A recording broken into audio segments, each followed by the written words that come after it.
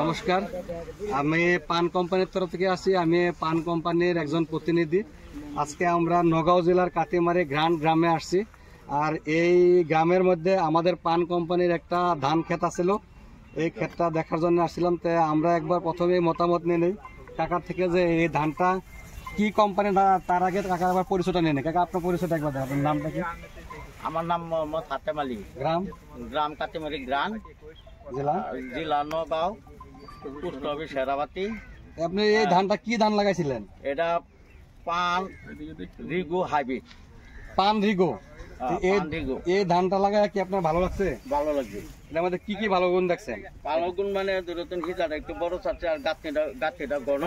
হ্যাঁ, আর কোনো বেমার আজার নাই। আর আমরা যদি দেখি আপনাদের সম্মুখে আছে, দেখেন এটা হলো পান রিগো, আর এটা অন্য কোম্পানির ভ্যারাইটি। নাম্বার অফ গ্রেন পার পেনিকুল দেখেন কতগুলি বেশি আছে, প্লাস আপনার পেনিকুল লেন্থ কত লম্বা আছে, দানাগুলি মোটা মোটা। এই ধানটা কি আপনারা সবাই